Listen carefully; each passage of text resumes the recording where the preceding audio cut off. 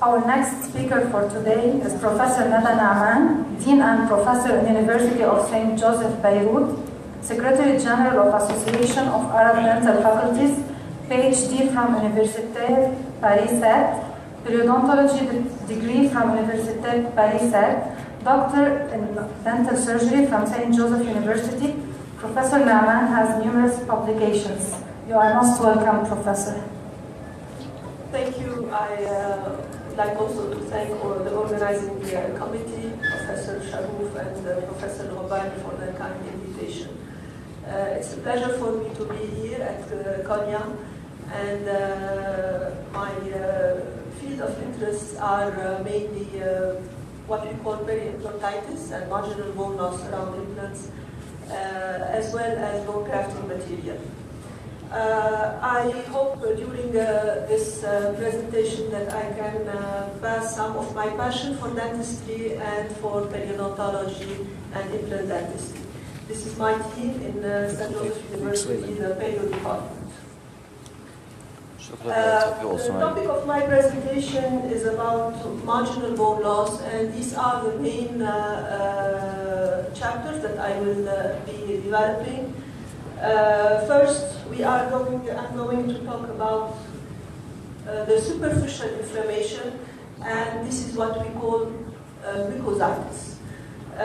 We can define this as an inflammation that is limited to the soft tissue around the implant, and it does not involve any bone loss in the underlying tissues. What we know from mucositis is that it's a reversible inflammatory reaction, and this goes back to a definition that was labeled by the European workshop in 1994. So the inflammation is only in the surrounding soft tissues, no bone loss, and we can very easily control this kind of inflammation. So as you can see on the X-ray, here there is no bone loss at all at this moment. How can we diagnose mucositis? Mucositis is very well, is easily be recognized. We can see redness, edema, and hyperplasia in the soft tissue. Sometimes we can watch some bleeding on probing, sensitivity on probing. We can see in advanced cases some pus discharge. However, recession is not always present, and the radiographical bone loss is not occurred.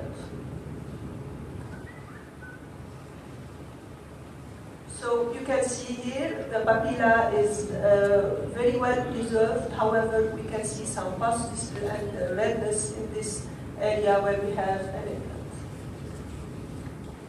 Prevalence. How often can we find the mucositis? Mucositis is prevalence is very high. It's almost 60% of cases. 60% of cases that are restored with implants.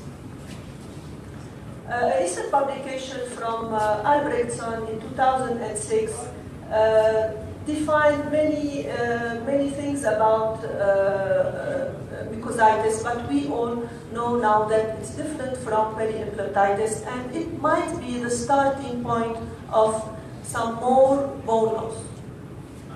The risk factors, how can we get the mucositis? The risk factors of mucositis are mainly iatrogenic.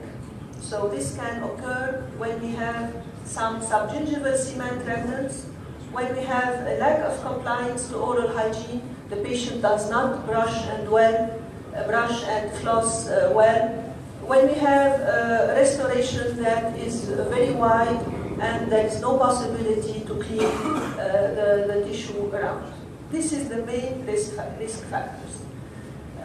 Some studies also have shown some foreign bodies that are unidentified in biopsies coming from implants. Some kind of implants, let's say what we call cheap implants, can disintegrate somehow and we can find some titanium particles in the soft tissue, and this can cause also what we call mucositis.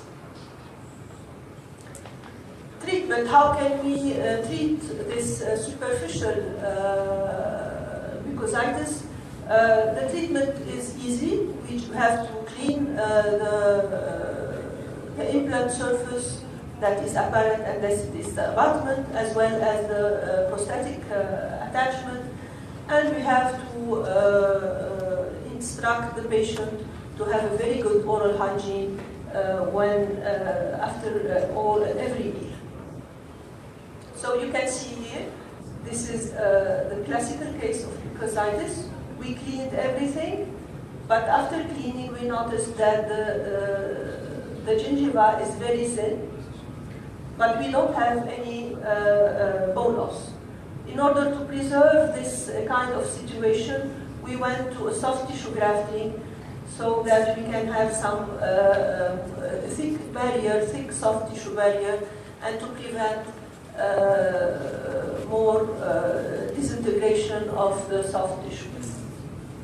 Of course, always we have to be very attendant to the regular hygiene recall for this kind of patients. This is a systematic review and meta-analysis that analyzed the effect of keratinized mucosal width on peri-implant health, and they showed that a lack of adequate keratinized mucosa can be associated with more plaque accumulation, tissues inflammation, mucosal recession, and attachment loss. So whenever we can, it is always better to do some mucogingival surgery and get more attached gingiva, attached mucosa around the implant. So this is a summary of the treatment: cleaning of prosthetic components, rinsing and disinfection of the peri-implant pocket or pseudo-pocket, check the design of the restoration and correct it if possible, the hygiene, and always the hygiene. In some cases, we can use some local application of antibiotics like metronidazole, minocycline, or tetracycline. Now, what about peri-implantitis or marginal bone loss? During the last European meeting of osseointegration in Paris in 2016, in October, there has been a large debate about peri-implantitis, and Albrechtson was discussing the frequency of peri-implantitis. The problem is that periodontists were announcing very high levels of peri-implantitis. Lang was reaching almost 40% of cases with peri-implantitis. This frightens a little bit the implant dentistry. So there was a meeting in Roma in January 2016 only about marginal bone loss, and they discussed a lot this issue. So they agreed that peri-implantitis is not a clearly defined condition. So we cannot show similarities between periodontitis and peri-implantitis. This was the main conclusion. And this came after the European workshop in periodontology in the 1990s and the AAP definition that were incriminating bleeding on probing and deepening of peri-implant pockets. So the periodontist, and one of them, we were incriminating and we were talking about peri-implantitis at the time that we are having bleeding on probing and a small inflammation. So this was not agreed in, not confirmed in Roma in 2016.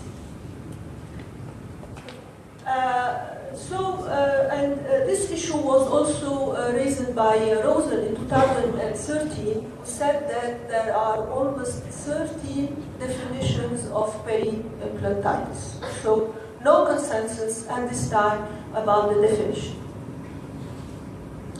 What about the clinical examination? How can we identify the clinical examination? Of course, we have the same signs of redness, swellness, edema, pus, etc. But to clearly define peri-implantitis, we have to get the X-rays at the moment that the implant was inserted.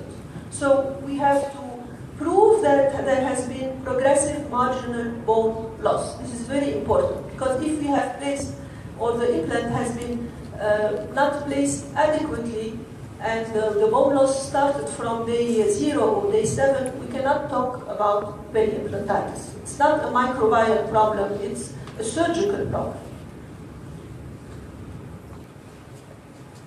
So, to diagnose marginal bone loss, it's very important to have a series of radiographs. This is the key point.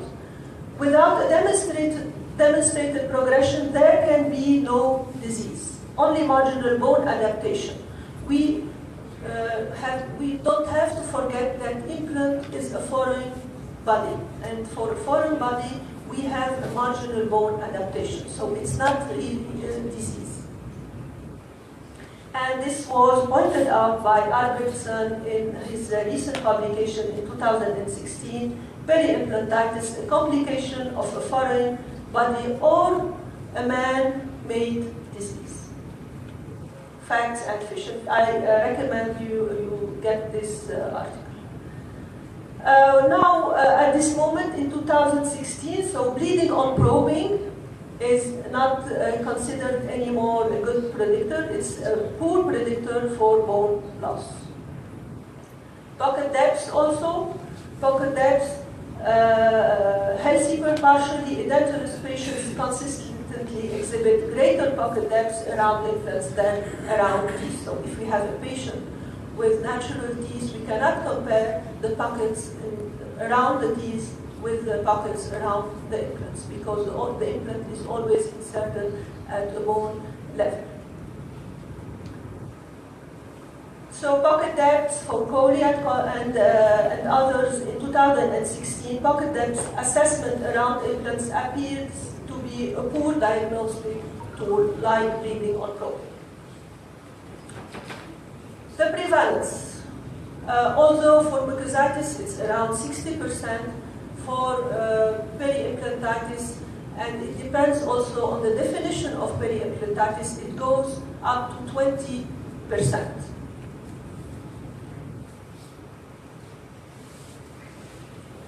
Some recent review from De Bruin in 2016 came to the conclusion that only some 2.7% of modern implants display problems with peri-implantitis. So as you can see, there is a lot of discrepancy, a lot of differences between all the announced degrees of prevalence, and we have to be very cautious when we read the article and when we read the literature.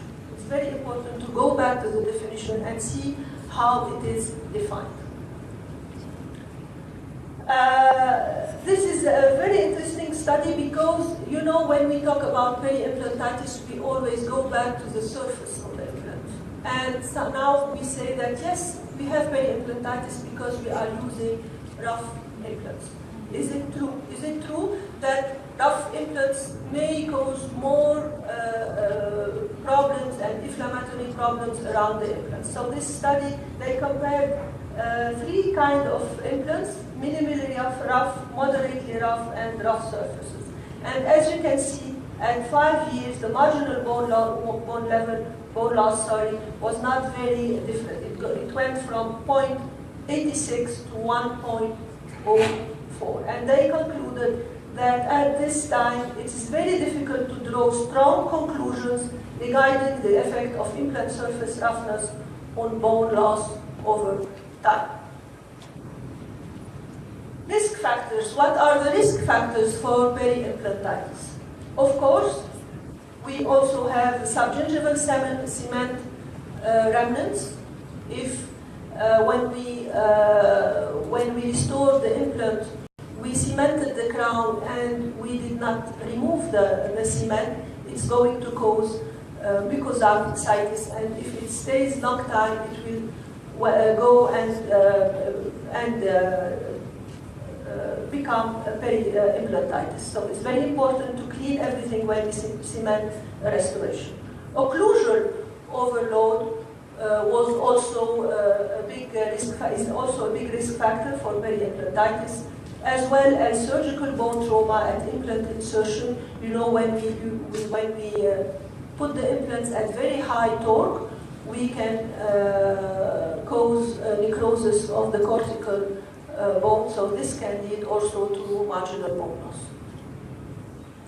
If we have untreated periodontitis, and my colleague Dr. Fatmi, I guess she's going to talk about this subject, and always again and again, inadequate oral hygiene. This is a case when we can see here some cement remnants, and the dentist did not diagnose it at an early stage, so we can see at 1 year the amount of bone loss that can be visible on the radiograph. So we decided to go into surgery, look at this kind of bone defects. It's always like a crater in this kind of situation. The only possibility here is to try to graft this kind of bony defect. This is a rough surface, moderately rough surface. And we can see that this kind of reconstructive therapy is not always predictable, as it has been also mentioned by Jepsen in 2016. Albrechtson also talked about many factors that can influence this peri-implantitis, going from smoking, titanium particle wear, poorly controlled implants, broken components, ionic leakage, cement excess, adverse loading, and of course microbes. And in some cases, patient genetics can also be found, because we know that peri-implantitis is like a cluster. So it happens, when it happens one time in a patient, it happened on many implants for the same patient. The treatment now. What about the treatment of peri-implantitis or marginal bone loss? The treatment has to go back to the causes of the infection. If it is smoking, we have to try to limit the smoking for the patient. We have to treat the periodontitis in the opposite jaw. And if it has started in the mucositis, we have to start as early as possible. This is the best treatment. And again, the oral hygiene. So this is a summary of all the treatment options. We have to remove the restoration or the overdenture and clean all the parts, disinfect everything. We have to evaluate the prosthetic restoration, and in some cases we have to redo this restoration. We have to remove all the microbial films, clean the implant surfaces. We have, in some advanced cases, and in case of horizontal bone loss, we have to go to implantoplasty. We can use some irrigation with chlorhexidine, 0.2%, and if needed, we can go also for peri-implant soft tissue grafting in these kind of cases. If indicated, resective and regenerative treatment of bony defects can also give us some results. And at the end, if it's really a very advanced case, we have to go to explantation and a revision surgery, removing the implant and reconstructing the bones. So this is a case with the occlusal overload. You can see that the bone loss went up to the second thread here. After removing the occlusal overload, we can see that we can get a good bone stability, and this is at 5 years. This is the easiest case. You should also know that in some cases we can have what we call apical peri-implant bone loss. This has been defined by Brennan in 2005. This involved only the apical part of the implant And in this case, we can remove the granulation tissue. We can do some grafting with bone substitutes, and the implant is still stable, and we can restore it, and it stays over time, because we don't have, in this case, marginal bone loss. It's only apical. Antibiotics. What about antibiotics? Antibiotics, locally we can use some antibiotic gels. However, for systemic antibiotics, we are not really sure about the advantages of systemic antibiotics. We don't have good data, good systematic studies on antibiotics with the treatment of peri-implantitis. It's only a recipe. We can use either metronidazole, clindamycin, or amoxicillin, or the combination of metronidazole and amoxicillin that we know works better, good on Bacillus actinomycete and complicans. Other adjunctive antimicrobial treatment measures, we can use, of course, the abrasive powder and polishing devices, but we have to use it in prudence, because when we send some air in the tissues, we can have emphysema, and we can also keep the powder in the tissue, so we have to use it with prudence. Photodynamic therapy also has been essayed in some articles, but it remains controversial. Now some practitioners are using the herbioniag to decontaminate the surface. I think there is a presentation, so I will not go further on this subject. Pain is not an issue in peri-implantitis, and this is a problem, because the patient does not consult for pain. It's like periodontitis for this. So this is why it's very important to have a regular recall visit and to check. The pain can only occur when it impinges on a nerve, and this is not always the case. So the conclusion of the Roma meeting were that bone loss may be a result of many different complications caused by implant treatment itself, such as using certain implants, clinician error, patient conditions, treatment protocol, and quality of treatment. And this goes back also to the definition of Albrechtson, a man-caused disease. If you can see here, there are some cement remnants. We have to remove them, and the situation can get stable over time. So today it's becoming increasingly evident that oral implants are but foreign bodies. Therefore, problems associated with bone metabolism, similar to all bones, are part of the reasons why dental implants may be threatened and lost. There is a concurrent systematic review on treatment of peri-implantitis, and they developed the non-surgical and the surgical treatment. We always have to start with the non-surgical treatment, that is the mechanical debridement and using all kind of antiseptic in order to reduce the bacterial load and in some cases to improve the bleeding on flowing. However, we know now that non-surgical therapy of implants with peri-implantitis does not lead to successful treatment outcomes, and very often we have to go and continue with surgery in this. Smoking and the intensity of smoking has a significant impact on the success of peri-implantitis therapy. So whenever we can, we have to orient our patients for smoking centers in order to help them to control this habit. This is a case for a patient with, as you can see, moderately periodontitis. We have here a bony defect around this implant. This implant is the machined surface.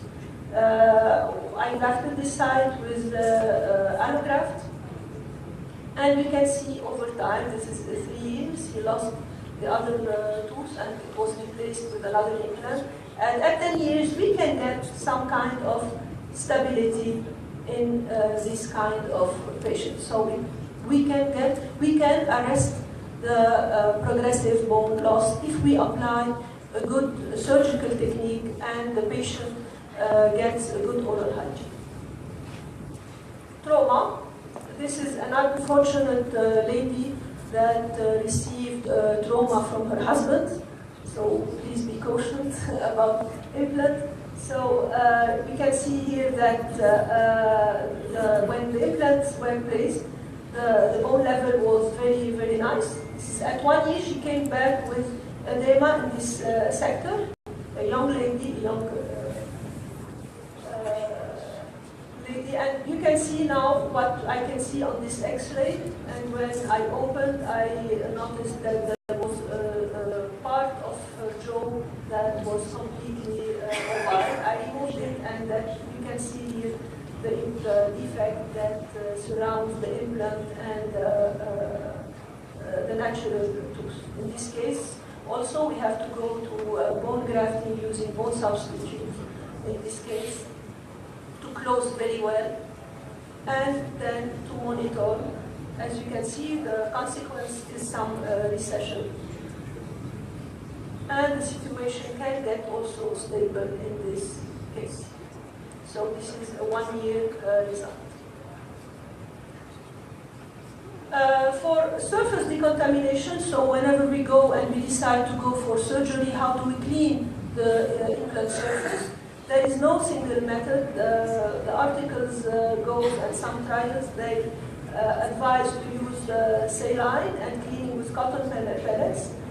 Some use the chemical agents like phosphoric acid, air abrasive, but with prudence, and others use the laser.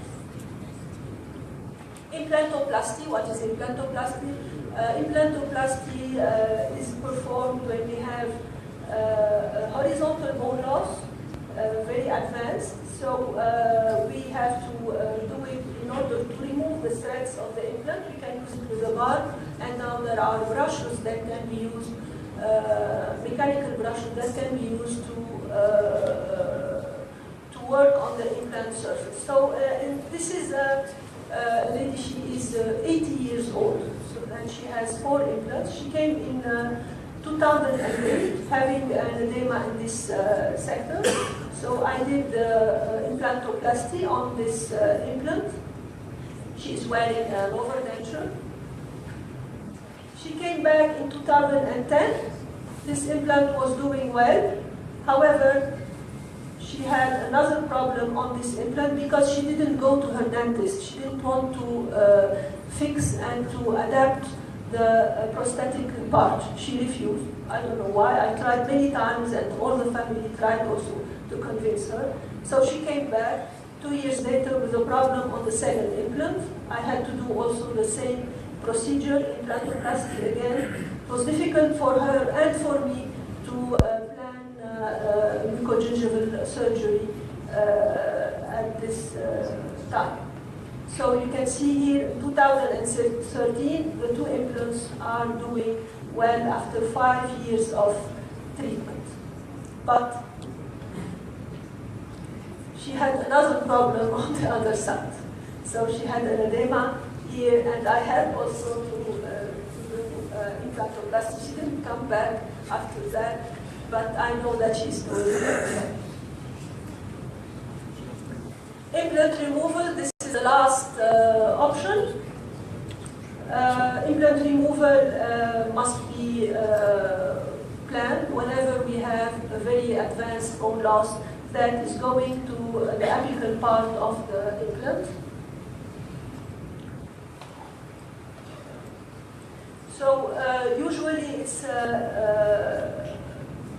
little bit difficult to remove the implants. Now we have here a very big bone loss, and we have to, we were able to insert the elevator, and as you can see, the implant here was sectioned, and we removed it, and you can notice here how the threads are also in the bone. The other option to remove the implant is to use a 3-5. So you can go up from the implant, you have to remove the crown and go from up and remove the implant, and in some cases you can see some raw bone coming up with the implant. And this is, I like this case because this implant is with a hybrid surface. As you can see here, this is a machined surface on the top, on the first 2 or 3 threads, and this is a rough surface. So although this is a mixed implant surface, the patient had also bone loss, marginal bone loss. This is also to confirm that the roughness of the surface is not always the problem, and is not always the etiology of marginal bone loss. Nowadays, I'm using more the fixture removal from biotech. We can remove the implant that had advanced marginal bone loss without using the 3-fine, so we don't have a big bony defect around the implant. I can show you this video with this torque adapter. This is a torque that can goes up to 450 newtons. So we can remove the implant without creating a big bony defect. As you can see here, it's very, very tough. The implant is coming out. Now I thought that I can continue using my fingers.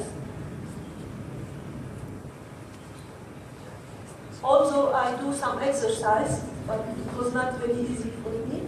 So I went back and I took again the torque removal instrument, and I continued using the torque. So it has 2 bars. One can goes up to 450 This is the adapter that goes on top of the implant.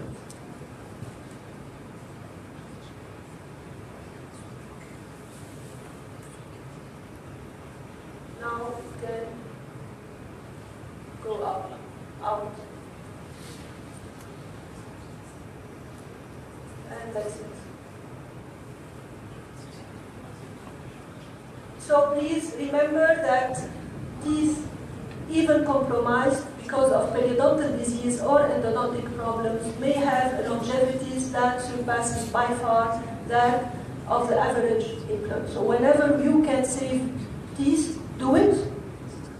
Whenever you cannot, go for implants, but in this case, you have to do a good training. This is a case that was done also in a clinic, and you can see this amount of bone loss and necrosis in the jaw. So whenever we have early failures on the implants, it's really very bad for the patient. And in this case, you can notice that there is a communication here with the sinus. This is 2 weeks after removing the implants. I let it heal, and this is 2 months, and the patient had to go with a bridge, a fixed bridge, because of the communication. Otherwise, she would have to wait a lot of time. I will develop this issue in the afternoon when I talk about bone grafting in the sinus. This is also a case of failure. This case with failure has been done, unfortunately, with inadequate laser treatment, and the patient lost all the implants 6 months after restoration.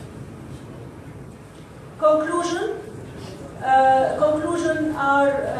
is you have to be very aggressive in bone thickening. So whenever you place implant, be sure that you have at least 2 millimeters of bone in the buccal and in the lingual or palatal aspect. In this way, you can prevent the marginal bone loss. And if you don't have, you have to make some augmentation techniques. The maintenance program with the patient is very important, and please, the good surgical training I know that you are convinced of that because you are here. So it's very important to get a good surgical training, because we are, dentists that are not well trained are creating the peri-implantitis in most of the cases. You can use also screw-retained prosthesis whenever possible to prevent the cement fusion in the soft and hard tissue. So please, the surgical technique, the good training is very important. And remember that today there is no evidence in the literature that a specific peri-implant disease exists as a unique entity with a specific etiology and pathogenesis. We are, for now, the main etiology. Dentists are the main etiology for this disease. And this is a picture of my dental school. If you need any query, you can ask Dr. Sharouf. Thank you.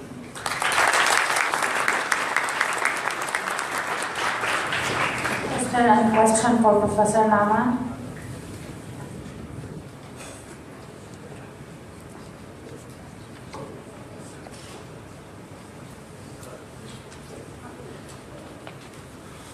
شكرا دكتور على المحاضرة القيمة.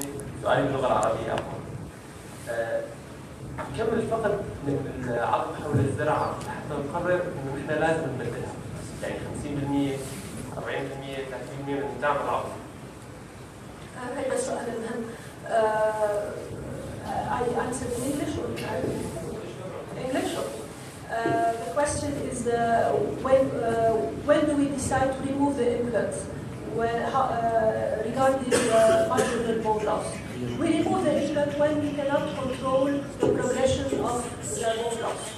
So whenever the patient is uncomfortable, we tried the mechanical debridement, the surgical technique, and it did not work. So at this time we have to remove it, because if we still have edema, we are going to lose more bone. Usually we wait until we have like 50% of the implant that is not covered with bone anymore. But of course we have to take into account the age of the patient, his health, etc. But usually when we have horizontal bone loss, like in the lady with the overdenture, they can maintain very well. It's the crater that can create with adjacent natural tooth that can be more difficult to maintain. Doctor, you mentioned periodontitis in the opposite jaw. How is it related to periodontitis? Well, this is the topic of my friend Dr. Fatmi, so I will keep this issue. سؤالي انه اذا نحن ازلنا الحلزونات تبع الزرعه، هذا الشيء ما بياثر على ازاله طبقه التكاني اللي عليها ولا؟ If we do the implantoplasty, this can cause the fracture of the implant, for example.